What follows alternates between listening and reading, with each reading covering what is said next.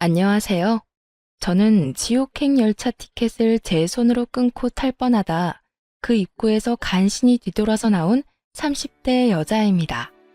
아직도 그때 그 결혼을 했더라면 어떻게 됐을까 하고 상상하곤 하는데 그때마다 치가 다 떨릴 정도로 몸서리가 다 처집니다.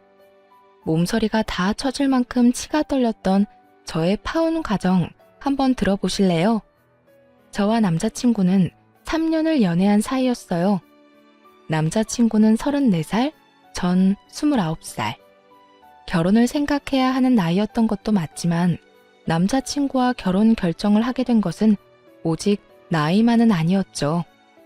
3년이란 시간 동안 제가 봤던 남자친구는 다정했고 밝았으며 한결같았어요.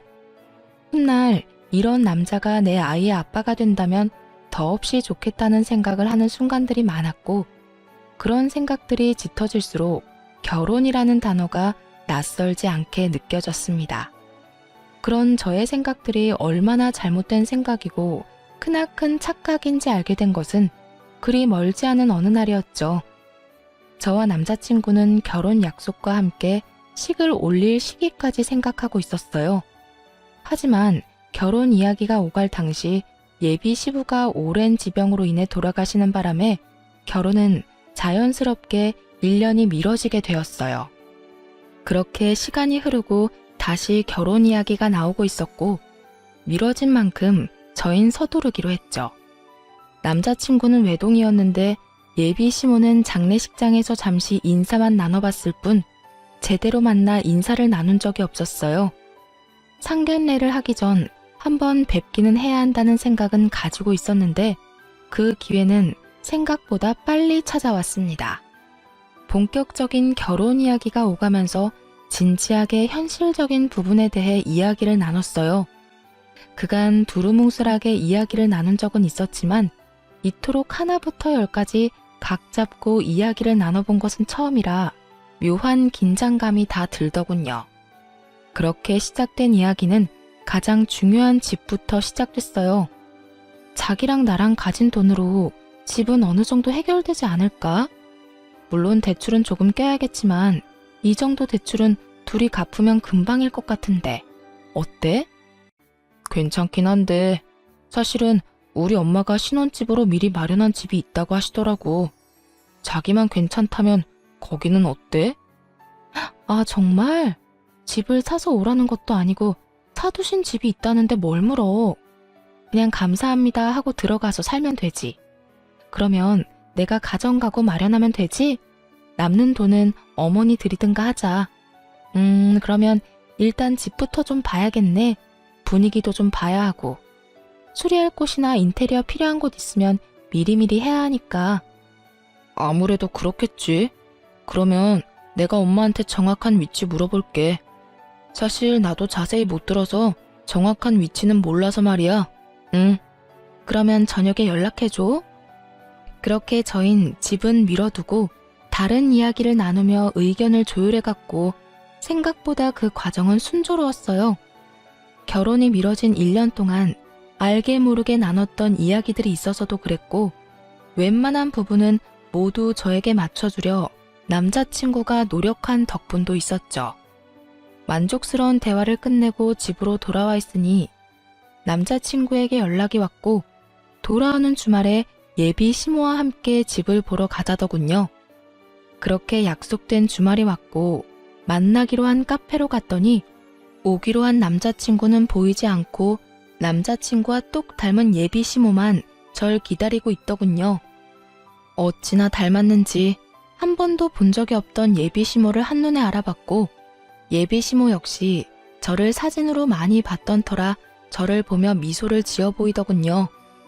그렇게 저흰 헤매는 일 없이 서로를 마주하게 되었고 남자친구도 없이 예비 시모와 본격적인 인사를 나누게 되었어요. 그때 장례식장에서 보고 긴가민가 했는데 만나서 반갑네. 사진보다 실물이 훨씬 예쁘구나. 아니에요. 어머님이야말로 너무 아름다우신걸요? 어쩌면 이렇게 동안이세요? 저 깜짝 놀랐어요. 고마워. 아, 우리 아들은 회사에서 갑자기 연락이 와서 급히 나가더라고. 워낙 정신없이 나가길래 내가 너 만나면 이야기 전해줄 테니 여긴 신경 쓰지 말고 우선 급한 일이나 처리하라고 했어. 그러니 연락 안 줬다고 섭섭해하지 말고. 아, 그럼요. 그럴 수도 있죠. 이렇게 칭찬으로 말문에 포문을 연 저희는 분위기를 좋게 이어나가려고 했지만 이따금씩 찾아오는 정막은 어쩔 수 없더군요. 또다시 찾아온 정막에 마른 침만 삼킬 때쯤 예비 시모는 곧잘 마시던 커피를 내려놓더니 먼저 말을 꺼내더군요. 이야기 다 들었지? 집은 그렇게 하기로 했고 가정가구는 알아서 준비하면 될 것 같아. 그리고 번거로운 절차나 형식은 다 생략했으면 하는데 괜찮지? 아들한테 들으니 요즘엔 그렇게 하는 게 트렌드라고 해서 말이야. 조금 의아했어요. 다 생략하는 게 좋겠다고 생각은 했지만 남자친구의 말론 아무래도 자신이 외동이라 엄마가 제대로 격식 차리고 싶어 할 수도 있다는 이야기를 들었던지라 그렇게 하는 것도 나쁘진 않겠다고 생각했거든요. 그런데 그런 예비 시모의 입에서 생략하자는 말이 나오니 의아할 수밖에요. 제가 의아함을 감추지 못하고 있으니 시모는 오해를 했는지 이런 말까지 하기 시작했어요. 아, 혹시 혼수가 부담스러우면 정말 최소한으로 꼭 필요한 것만 채워 넣어도 되니 너무 부담 가지지 마라. 살면서 필요한 게 있다 싶으면 내가 채워줄 테니. 아니에요. 저도 그간 모은 돈이 있어서 그 정도는 충분히 할 수 있어요. 마음만으로도 감사해요. 전 손사래까지 치며 아니라고 했고 예비 시모는 그런 저를 보며 인자한 미소를 보였어요. 그 후로도 많은 대화를 나눴고 전 생각보다는 예비 시모가 괜찮은 분 같다는 생각을 하며 신혼집으로 향하게 되었죠. 그런데 신혼집에 가까워지면 질수록 참 이상하더군요. 분명 남자친구와 제가 살게 될 신혼집으로 간다고 들었는데 예비 시모의 차는 남자친구의 집을 향해 달리고 있었으니까요. 이윽고 예비 시모의 차가 멈춰선 곳은 다름 아닌 익숙한 아파트의 지하 주차장이었어요. 제가 매번 남자친구를 기다렸던 아파트 입구였죠. 3,000세대가 넘는 아파트였는데 심지어 그 집과 같은 동에 살게 된다는 걸 깨달았을 땐 이게 무슨 상황인가 싶더군요. 일단 전 아무 말도 하지 않고 엘리베이터에 몸을 실었고 엘리베이터가 같은 층에 멈춰섰을 땐 당혹스러움을 감출 길이 없었습니다. 그런 제 표정을 본 시모는 걱정하지 말라는 말과 함께 이렇게 말하더라고요. 아, 무슨 생각하는 줄 알겠는데 같이 사는 건 아니니까 그런 걱정은 하지 마렴. 이렇게 말한 시모가 빙그르 웃으며 바로 옆집의 문을 여는데 솔직히 지금 뭐 하자는 건가 싶더라고요. 이건 거의 같은 집에 산다고 봐야 무방하지 않을까요? 같은 아파트, 같은 동인 것도 모자라 옆집이라는 사실을 정말 남자친구가 몰랐을까 하는 생각과 함께 이 난관을 어떻게 헤쳐나가야 하나 당황스럽기만 했죠. 사실 혼자 되신 지 1년밖에 되지 않는 예비 시모를 생각해 신혼집은 되도록이면 예비 시댁에서 가까운 곳에 마련하는 것도 괜찮겠다는 생각은 했었거든요. 하지만 그건 어디까지나 가까운 곳이지 이렇게 같이 살다시피 하는 곳은 전혀 아니었어요. 그렇게 정신을 차려보니 집 아니었고 도저히 표정 관리가 되지 않았던 저는 일단 화장실에 도망치다시피 들어와 버렸어요. 거울을 보니 제 표정이 정말 가관이더군요.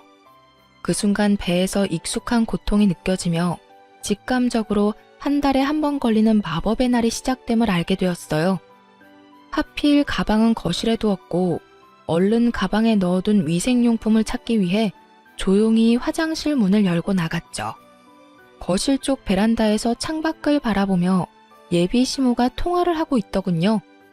중요한 전화라 굳이 베란다에서 통화하나 보다 싶어 조용히 가방만 꺼내가려고 했는데 그 순간 아들이라는 단어를 듣고 저도 모르게 귀를 쫑긋 세우고 말았어요. 아들, 그렇지 않아도 집 보여주고 있어. 반응? 어쩌기는 뭘 어때? 내 생각대로 입이 찢어지게 좋아하고 있어. 뭐 집도 넓고 좋으니 자기가 안 좋아하고 배겨? 아파트 단지로 들어서고 난 후 입이 찢어지게 좋아하기는커녕 미소 한 번 보인 적이 없었는데 어떤 모습을 보고 저딴 이야기를 전하는지 모르겠더군요. 그 이야기만으로도 충분히 어이가 없는데 더 어이없는 말들이 제 귀에 들리기 시작했어요. 애까지 게 시댁 옆이라고 싫어하면 어쩔 거야? 너희 결혼한다고 진작 소문 다 나지 않았니? 그래, 그러니까. 그렇게 소문 다 난 마당에 파혼이라도 해봐라. 누구 손해일 것 같아? 남자는 아무 문제 없어도 여자는 그렇지도 않아. 온갖 추잡한 소문은 다 끌어안고 살아야 할 텐데 자기가 결혼 안 하고 배기겠어? 아우, 그리고 아들, 넌 도대체 눈이 어디 달린 거니? 여자 보는 안목 좀 키울 순 없어? 이 엄마는 얼굴 보고 깜짝 놀랐다.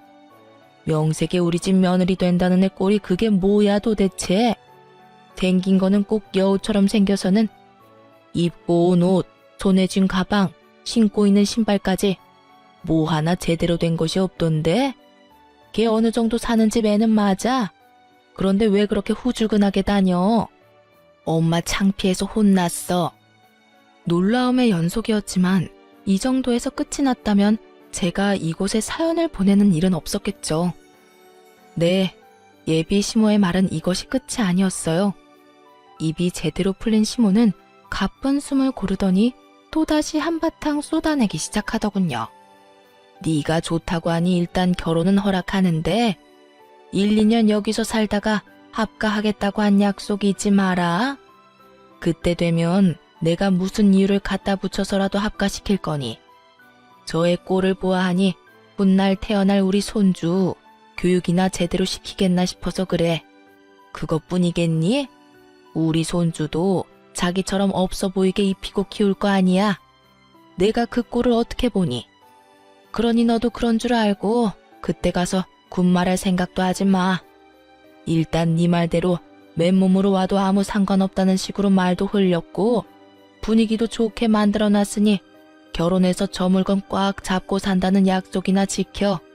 아, 그리고 내가 어떤 시집살이를 시키든 상관하지 않겠다는 약속도 잊지 마려무나. 그 약속 믿고 결혼 허락한 거니까. 휘몰아치는 말들을 들으며 전 어찌해야 할 바를 몰랐고 정신을 차려보니 예비 시모와 헤어지고 저의 집 제 방이더군요. 전 이해가 되지 않았어요. 제가 무슨 잘못을 했다고 저를 그리 미워하는 건지. 아니, 애초에 장례식장에서의 그 짧은 만남을 제외하곤 인사한 건 오늘이 처음이었는데 제 모든 것이 싫다고 할 만큼 미움받을 틈이 있었나 싶더군요. 전 곱씹고 또 곱씹어도 저에겐 어떤 잘못도 없었고 생각하고 또 생각해도 이건 아니라는 생각이 강하게 들었어요. 그렇게 한참을 생각에 잠겨 있는데 엄마가 조심스럽게 제 방으로 들어오더라고요. 걱정이 가득한 표정의 엄마. 당연했어요. 집을 보고 오겠다며 신나서 나간 딸이 넋이 나간 것도 모자라 잔뜩 굳은 표정으로 돌아왔으니 말이에요. 딸, 오늘 집 보고 온다더니 무슨 일이 있었던 거야? 아무리 남자친구와 제가 하는 파혼이라 할지라도 혼자 할 결정은 아니라는 생각이 들었던 저는 제가 듣고 본 모든 사실을 엄마에게 말해주었고 제 말을 다 들은 엄마는 격분하기 시작했어요. 아니 뭐 그런 집구석이 다 있어? 어떻게 된 집구석이면 결혼을 하기도 전에 남의 집 귀한 딸을 합가시킬 계획까지 세우고 있냐고. 뭐? 시집살이? 자기가 뭔데 내 딸한테 시집살이를 시켜? 그니까 나도 깜짝 놀랐어. 카페에서 이야기 나눌 때까지만 해도 전혀 그런 사람이 아니었거든?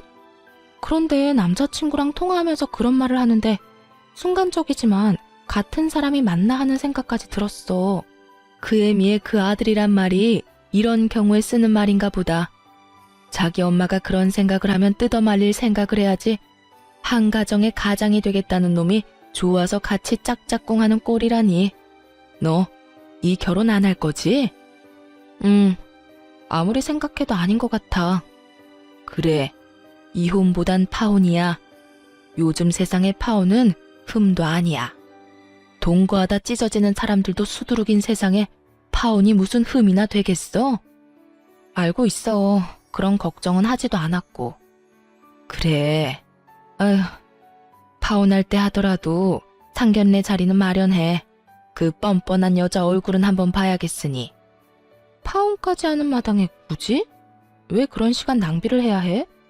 시간 낭비되지 않게 알찬 시간 보내고 올 거니까 넌 잔말 말고 자리나 마련해.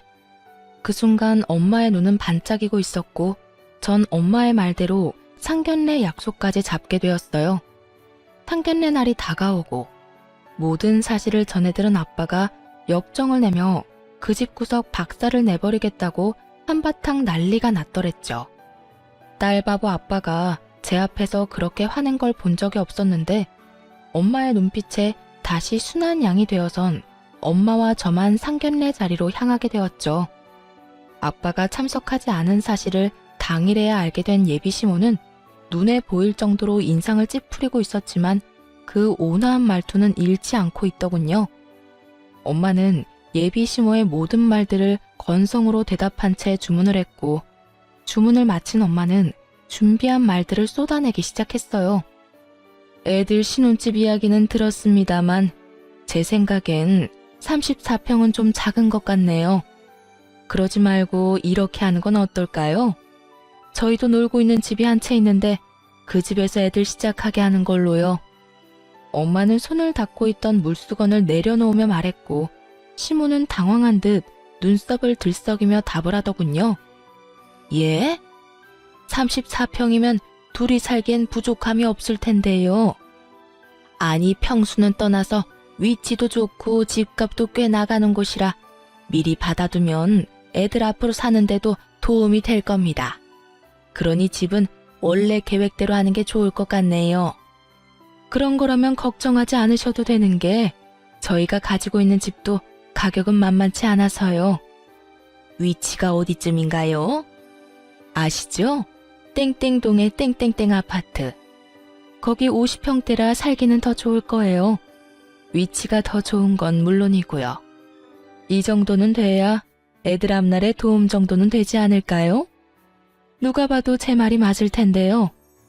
엄마는 작정을 한 듯 눈 한 번 피하지 않고 예비 시모의 말에 대응하고 나섰고 예비 시모는 이런 상황은 전혀 예상하지 못한 듯 차가운 물만 마시고 있더군요. 어느 아파트인지 들은 남자친구가 적잖게 당황한 듯 말까지 더듬기 시작했죠.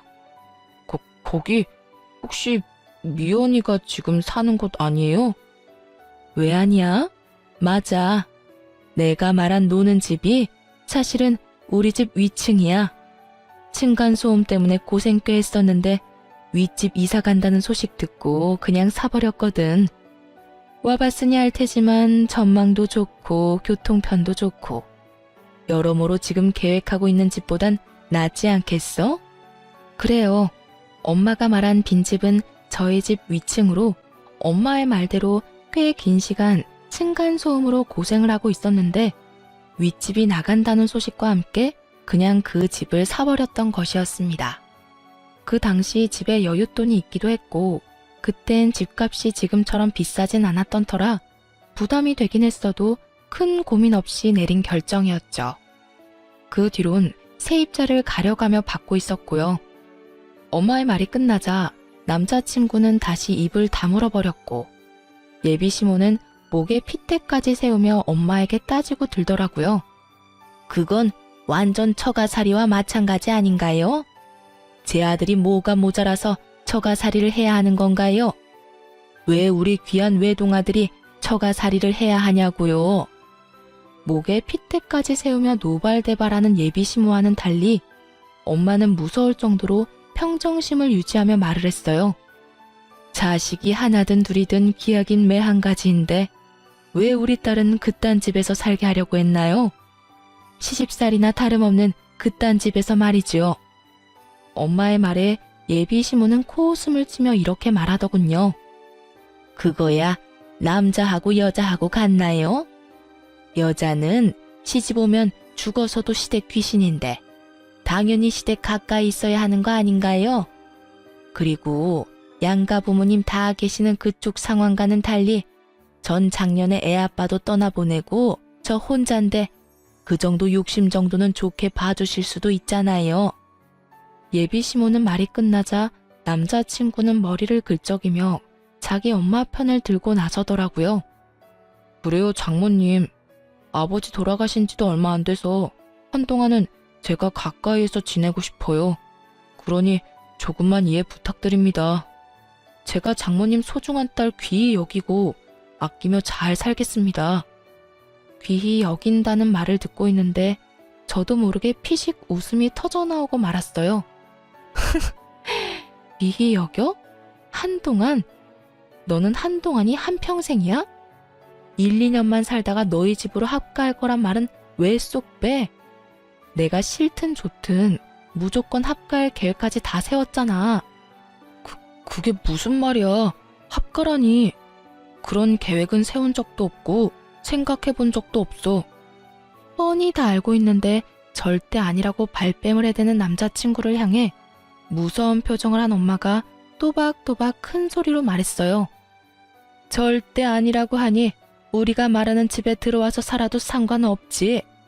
사돈 될 집이나 남편 될 놈이나 하고 있는 꼴을 보니 내가 안 되겠다 싶어서 그래. 가진 건 쥐뿔도 없으면서 거치장 하는 데만 정신이 팔려서는 내가 딱 보아하니 지방 거덜내는 건 시간 문제일 것 같아서 그래. 아, 그리고 앞으로 태어날 손주도 걱정이지. 그딴 집에서 애 교육이나 똑바로 하겠어? 아무래도 걱정되어서 내가 옆에다 끼고 키워야지 원. 둘은 익숙한 말을 그대로 돌려받은 후에야 비로소 그때 제가 듣고 있었던 걸 눈치챘더라고요. 남자친구는 안절부절 못하고 제 눈치를 살피는 반면 시모는 붉어진 얼굴로 저를 쏘아보며 묻더군요. 다 들었던 거니? 네, 공교롭게도 다 들어버렸네요. 시집살이를 호되게 시킨다는 말까지 다 들어버렸는데 어쩌죠? 전 추호도 그 호되다는 시집살이를 당해줄 생각 따위는 없어서요. 이 흉한 년, 어디서 보고 배운 것 없이 남의 통 하나 엿들어? 하여튼 이래서 가정교육이 중요하다니까. 예비 시모는 욕설까지 섞으며 저에게 화를 내기 시작했고 그런 모습을 그냥 두고 보고만 있을 저희 엄마가 아니었습니다. 생긴 대로 논다더니 천박하게 생겨서는 말하는 꼴도 생긴 그대로네. 어디선 연자를 입에 올려? 뭐? 천박? 너 말 다 했어? 난 더는 당신 같은 천박한 사람이랑 말 섞고 싶지 않은데 어쩌지? 너 이제 어떻게 할 거야? 내 딸이랑 결혼할 거야 말 거야? 엄마는 궁시렁대고 있는 예비 시모를 무시한 채 남자친구에게 물었고 우물쭈물 눈치만 살피던 남자친구는 고개를 푹 숙인 채 이렇게 말하더군요. 장모님 뜻에 따르겠습니다. 예상치 못한 답변에 예비 시모와 저는 놀라 남자친구를 바라보고 있는데 엄마는 이런 답을 예상했다는 듯 피식하고 웃어버리시더라고요. 놀란 것도 잠시 예비 시모는 남자친구를 붙잡고 닥달하기 시작했고 남자친구는 여전히 고개조차 들지 못하고 있었어요. 네가 어떻게 그런 결정을 내릴 수가 있어? 네가 어떻게 나한테 이럴 수가 있냐고? 그러면 어떻게 해? 엄마한텐 미안하지만 나 미연이 정말 많이 사랑한다는 말이야. 이 결혼 꼭 하고 싶어. 그러니까 엄마가 이해 좀 해줘. 미안해. 상황은 흥미롭게 흘러갔고 엄마는 여전히 얼굴에 미소를 띠며 저에게 결정권을 넘겨주더군요. 미연아, 이제 네가 결정해. 네 남자친구는 자기 엄마를 등지는 한이 있어도 너랑 결혼은 하겠다는데 넌 어떻게 하고 싶어? 그제야 엄마의 알찬 시간을 보내게 해주겠다는 말이 이해가 되며 제 얼굴에도 미소가 걸리더군요. 전 엄마와 마찬가지로 얼굴에 미소를 띠며 주저없이 대답했어요. 파혼하고 싶어. 난 저 인간이랑 결혼할 생각 전혀 없어. 내가 미쳤어? 지옥길이 분명한데. 알면서도 발을 담그게? 진심이었습니다. 그 당시 두 얼굴을 가진 예비 시모도 싫었지만 사실 제일 괘씸한 건 남자친구였거든요. 모든 사실을 알고도 나를 속이고 결혼하려던 남자친구는 도저히 용서도 되지 않을 뿐더러 한 번 한 거짓말이 두 번, 세 번은 못하겠냐고요. 시집살이 시키려는 시모와 온갖 거짓말로 엄마 편만 들여는 남편의 모습이 뻔히 그려지는데 제 앞날을 알고도 파혼을 선택하지 않을 이유는 없더라고요. 자기야, 파혼이라니. 우리 3년이나 만났어. 그런데 이제 와서 이런 일로 무슨 파혼이야? 내가 자기 뜻대로 다 한다니까. 그러니까 제발 마음 한 번만 돌려줘. 야, 돌리긴 뭘 돌려? 이딴 년 나도 싫다. 감히 어디서 네가 뭔데 내 아들한테 파혼을 운운해? 내가 뭐긴 뭐예요? 이 파혼의 당사자죠. 그러니까 아줌마보단 내가 파혼을 입에 올리는 게 좀 더 당연한 일이 아닐까요? 그리고 아줌마, 나도 싫어요. 나도 아줌마같이 몰상식한 사람이 내 시어머님이 되는 거 죽기보다 끔찍하다고요. 뭐? 아줌마? 끔찍해? 너 지금 말 다 했니? 다 하진 않았는데 그만하려고요. 더 해봤자 뭐하나 싶고 더 해봤자 내 입만 아픈 일 아니겠어요? 인연이? 이윽고 흥분이 최고조에 다다른 예비시모는 제 얼굴에 물을 부어버리더군요. 차가운 물이 제 얼굴을 적시고 물이 한 방울씩 뚝뚝 떨어지던 그때 이때껏 단 한 번의 흥분도 하지 않고 평정심을 유지하던 엄마가 그 자리에서 벌떡 일어나 똑같이 물을 끼얹으며 소리를 질렀어요. 이 미친 여자가 기어코 내 딸한테? 이 여자가 어딜 감히? 너 미쳤어? 미친 건 너지. 어디 내 딸한테 물을 끼얹어 물을. 내가 생각 같아선 오물이라도 끼얹고 싶은데 화장실이 멀어서 참는 줄 알아. 엄마는 제 손을 잡은 채 그 자리를 박차고 나와버렸고 전 그렇게 파혼을 하게 되었습니다. 그 뒤로 남자친구였던 인간에게서 가끔 자니? 라는 소름 끼치는 연락이 오곤 했지만 그 연락이 2번이 넘어갈 무렵 차단을 함으로써 연락은 오지 않았죠. 그 대신 그놈이 집으로 찾아오기 시작하더라고요. 대꾸도 하지 않으면 찾아오지 않겠거니 했는데 끈질긴 전 남자친구 놈은 하루 이틀도 아닌 일주일을 찾아오더군요. 그쯤 되자 지긋지긋한 것을 넘어 미칠 지경이더라고요. 1초도 마주하고 싶지 않은 인간이 하루 중 제일 기쁜 저의 퇴근길을 망치고 있었으니까요. 일주일을 넘기던 날, 전 이대로는 안 된다는 생각이 들었고 제 팔을 붙잡고 매달리는 전 남자친구를 마지막으로 상대해주기로 결심했죠. 할 말 있으면 빨리 해. 나 피곤하니까. 미연아, 드디어 내가 보이는 거야? 나한테 다시 기회 주는 거야? 기회를 주는 게 아니라 다신 찾아오지 말라고 마지막으로 들어주는 거야. 그러니 할 말 있으면 빨리 해. 미연아, 우리 정말 이렇게 헤어질 거야? 정말 이대로 끝낼 거야? 그러니까 제발 찾아오지 마. 부탁이야. 그 순간 갑자기 무릎까지 꿇고 애걸복걸하며 지저분하게 굴더라고요. 그래서 저는 당장 그 사람 엄마에게 전화를 걸었어요. 어머, 네가 웬일이니? 나한테 전화를 다 하고. 행여나 잘못했다고 빌 생각이면 하지 말거라. 네가 이제 와서 울고불고 빈다 해도 난 너 받아줄 생각 없다. 저도 그럴 생각은 없고요. 얼른 와서 그 잘난 아들 좀 데리고 가세요. 어딘지는 알죠? 일주일을 넘게 와서 무릎까지 꿇고 울고불고 비는데 정말 미칠 지경이라고요. 저의 말에 전화를 끊어버리고는 정말 비행기라도 타고 온 것인지 순식간에 모습을 드러내더군요.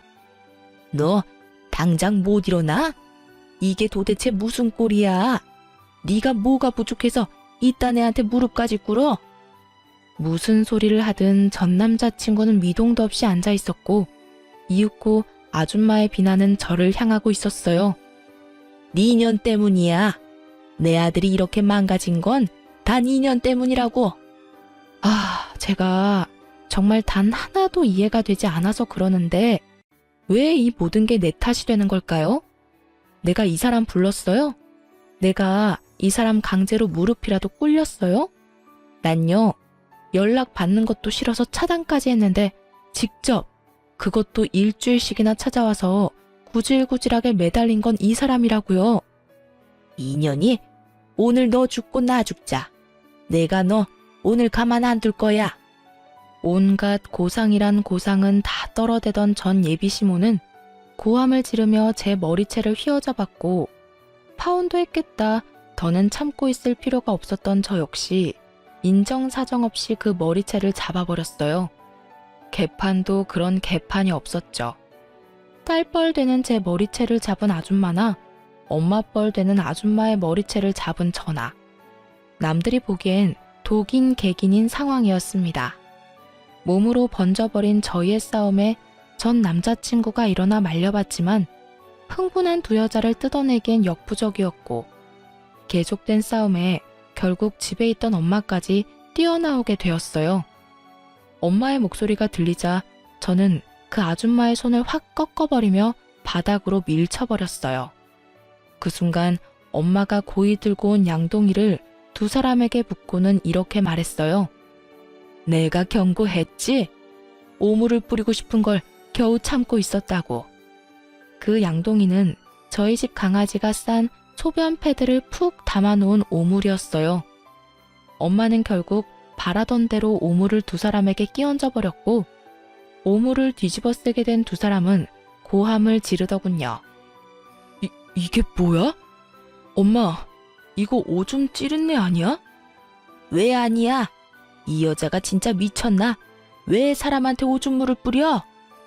두 사람의 표정과는 상반되게 엄마는 승리에 취한 표정을 짓고 있었고 제 손을 꽉 잡으며 이렇게 말하더군요. 그러게, 왜 찾아와서 이 난리야? 내 딸이 싫다는 말 못 들었어? 내 딸이 우스워? 네 딸이 얼마나 질질 흘리고 다녔으면 내 아들이 이랬겠어. 앞으로 딸 관리 좀 잘하란 말이야. 이런 일 없게. 이 무슨 억지스러운 말인지 모르겠더군요. 투명인간 취급을 해도 찾아와서 귀찮게 군 인간이 누군데 저딴 말을 짓거리는 건지. 입으로 나온다고 해서 다 말이 아니란 걸 그날 처음 알았지 뭐예요? 더불어 사람 입에서도 개소리를 할 수 있다는 사실도요. 엄마는 호웃음을 치며 말했습니다. 까고 있네 정말. 내가 웬만하면 상스러운 말 쓰기 싫어서 참고 또 참았는데 너 같은 건 욕 없인 대화가 안 되겠네. 야 이 미친년아, 정신 차려. 내 딸이 흘린 게 아니라 네 아들이 내 딸 못 잊어서 미쳐 날뛰는 거야. 알겠어? 그러니까 네 아들 다리 몽둥이를 꺾어버리든 누나를 뽑아버리든 그건 알아서 하고 불구를 만들어서라도 우리 눈앞에 보이지 않게 해. 다시 한번 내 딸 앞에 얼씬거리는 날엔 경찰에 신고할 테니 그런 줄 알아. 엄마는 욕이라고 모르는 사람인 줄 알았는데 생각보다 엄마의 욕은 화려했고 경고는 강했어요. 그 이후 그 인간들의 소식은 들을 수도 없었으니까요. 그렇게 5년이란 시간이 흘렀어요. 그동안 저는 좋은 사람을 만나 결혼도 하고 이제 300일이 되어가는 딸을 키우며 그 누구보다 행복하게 살아가고 있었어요. 그런데 얼마 전 딸이 감기에 걸려 동네 인기 있는 소아과에 딸과 함께 방문하게 되었어요. 진료를 기다리며 딸을 보고 있는데 소아과 문이 열리더니 익숙한 두 사람이 들어오더군요. 네, 맞습니다. 익숙한 두 사람은 5년 전 시모가 될 뻔했던 여자와 남편이 될 뻔했던 남자였어요. 두 사람은 100일이 갓 넘어 보이는 아기와 함께였는데 표정이 좋아 보이진 않더라고요. 사실 지금의 남편과 결혼할 때 딱 한 가지 고민이 있었어요. 그 사람이 신혼집으로 본인이 살던 집에서 시작하자고 말했는데 하필이면 예전 제 시댁이 될 뻔했던 집과 정말 가까웠거든요. 하지만 설마 마주칠까 하는 마음이 있기도 했고 마주친다 한들 이미 끝난 사이인데 무슨 상관이냐 싶어 고민 끝에 그냥 살기로 한 것이었는데 다른 곳도 아닌 소아과에서 마주칠 줄은 꿈에도 몰랐던 거죠. 두 사람은 저를 발견하지 못한 듯 서로에게 언성을 높이며 대화를 하고 있더라고요. 이게 뭐야? 일도 제대로 못하고. 이게 다 엄마 때문이야. 이게 왜 또 내 탓이야? 엄마 말처럼 멍청한 애 찾아서 결혼했으면 잘해주기라도 했어야지. 설득하는 것도 아니고 강제로. 그것도 애 낳자마자 합가라니 나 같아도 싫겠다고. 거기에다 출산한다고 몸도 성치 않는 사람 그렇게 쥐잡듯이 잡으니 걔가 안 도망가고 버텨? 나라고 그럴 줄 알았겠니? 애도 낳았겠다. 애 위해서라도 참고 살 줄 알았더니 그리고 말은 바로 해라. 멍청하기는. 멍청한 애가 이혼할 때 위자료를 그렇게나 뜯어간다니? 애도 딱 주고 가는 거 봐. 보통 내기가 아니라고. 넌 어떻게 그딴 애를 데리고 와서는 아휴 너 때문에 이 나이에 이게 무슨 고생이야? 누구 탓을 하는 거야 지금? 좋은 베이비시터 구하면 뭐하냐고. 들어오는 족족 엄마가 구박을 그리 해대는데 누가 버텨?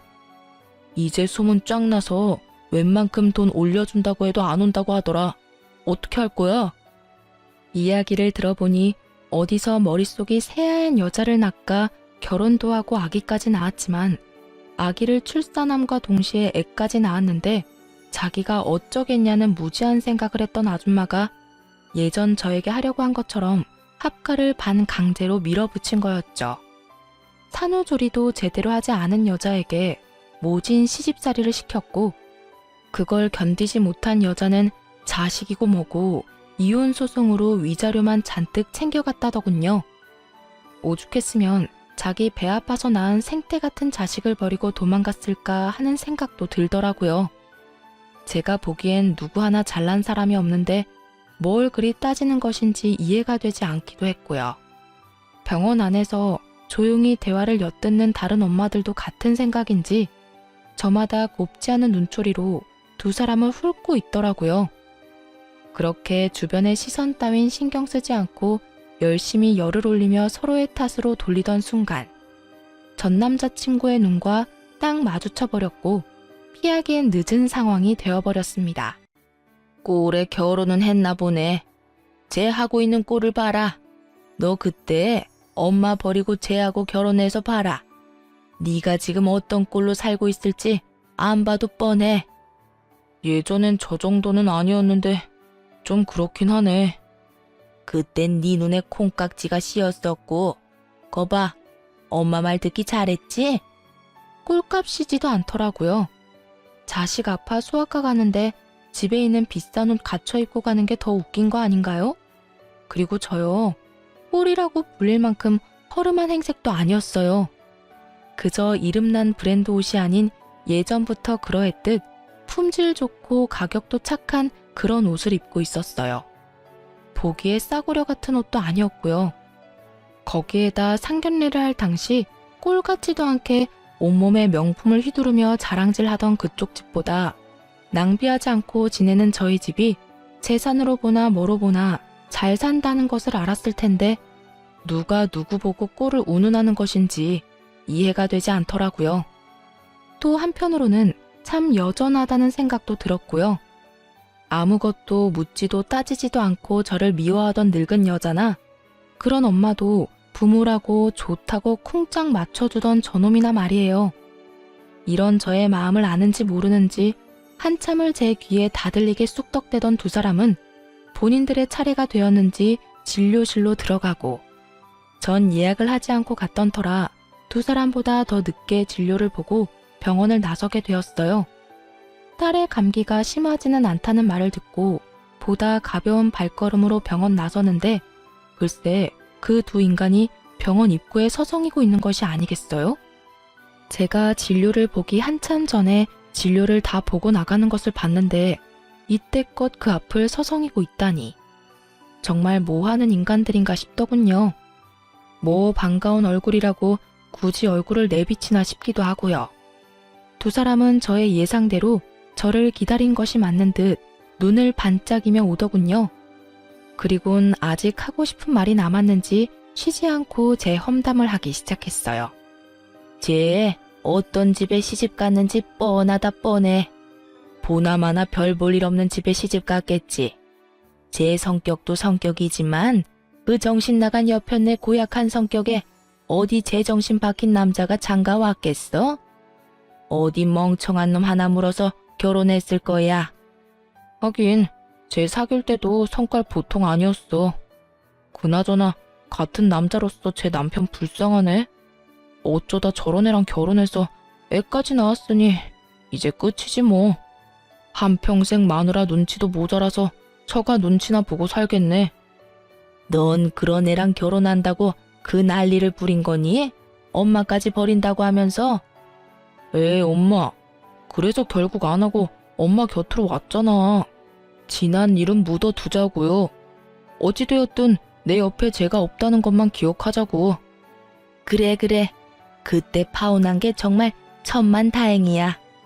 정말 웃기지 않나요? 나이도 먹을 만큼 먹은 사람들이 그렇게나 할 짓이 없는 것인지, 이제 와서 저래봤자 뭐가 남는다고 저딴 짓거리나 하는 것인지.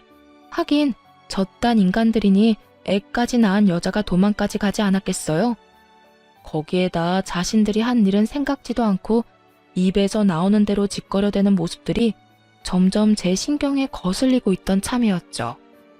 더러워서 피하려고 했던 저의 인내심이 바닥나며 한마디 해야 하나 말아야 하나 망설이던 순간 익숙한 자태를 뽐내는 외제차가 급하게 멈춰서더군요. 여보!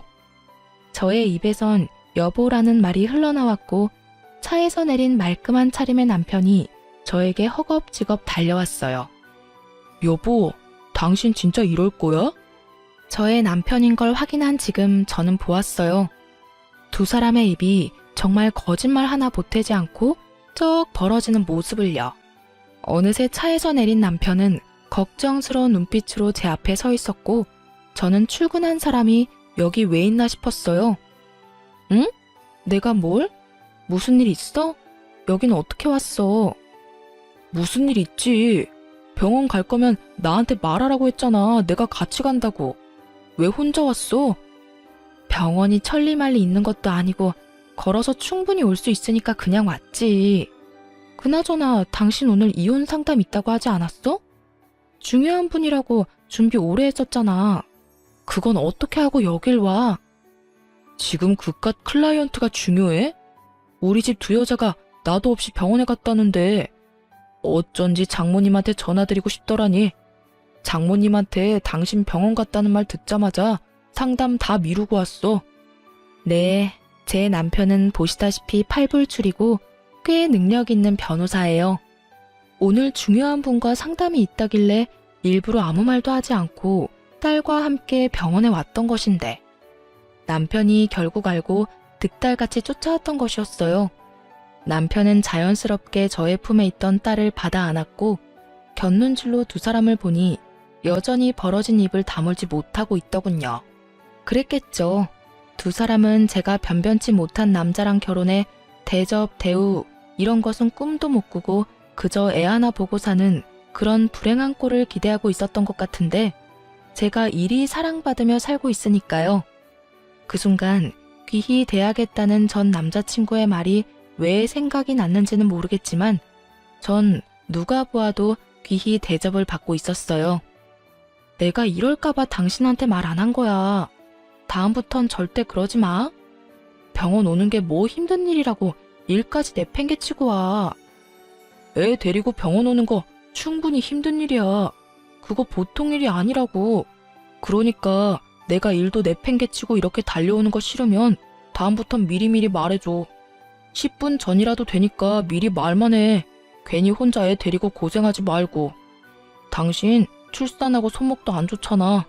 그래서 걱정이 너무 돼서 그래. 남편은 제 손을 잡고 흔들며 애교를 부렸고 전 하는 수 없이 웃고야 말았죠. 제가 웃으니 남편도 방긋 웃어 보였고 저에게 이제 차에 타라는 듯 자연스럽게 뒷문을 열어주었어요. 전 누구보다 자연스럽게 그 차에 쏙 타버렸고요. 그 순간 두 사람의 표정이 어땠는 줄 아세요? 믿을 수 없다는 눈빛과 함께 절망적인 표정을 짓고 있더라고요. 품에 안은 아기는 쉴 새 없이 울고 있었고요. 그 순간 제 마음에 통쾌함이 가득했다면 제 심보가 너무 고약한 걸까요? 남들 생각이 어떻든 전 그 순간 참 통쾌했어요. 그렇게 사람 면전에 두고 온갖 무시와 핀잔을 해대더니 실상은 전 이렇게 사랑받고 있고 입이 마르도록 욕하던 그 꼴이 자신들이 처한 꼴이었으니까요. 그렇게 차에 탄 제가 통쾌함에 미소 짓고 있는데 남편이 차에 타려고 문을 열며 이렇게 외치더라고요. 안 되겠어. 우리 당장 차 한 대 더 사자. 당신 타고 다닐 차 있어야겠어. 아니면 이 차 줄까? 이 차 탈래? 이렇게 저의 팔불출 남편은 자신도 모르는 사이에 저의 복수의 마침표를 찍어주었어요. 전 이런 팔불출 남편과 아주 행복하게 잘 살고 있습니다. 남편은 앞서 말했듯이 저에게 다정하고 혹여나 제 손에 가시라도 박히는 날엔 저보다 더 아파해주는 그런 남자예요. 이런 남편이 무엇보다 좋았던 것이 있었는데요. 그건 바로 부모님을 존경한다는 것이었어요. 남편의 존경을 한 몸에 받을 만큼 시부모님은 존경받아 마땅한 좋은 분들이셨고 그런 좋으신 분들을 존경하고 섬기는 남편이 참 멋져 보이더라고요. 그래서 저도 제 시부모님들을 존경하고 잘 섬기며 살아가고 있어요. 남편은 시부모님을 존경하는 만큼 저희 부모님께도 바쁜 시간을 쪼개고 쪼개 잘하려고 노력해 주더라고요. 가끔 저러다 잘못되겠다는 생각이 들 정도로 하루 24시간을 참 바쁘게 사는 사람인데 그런 사람이 저희 부모님까지 잘 챙겨주니 진심으로 고맙다는 마음이 들더군요. 저야말로 정말 똥차 가고 나면 벤츠 온다는 바람직한 예가 아닐까 싶네요.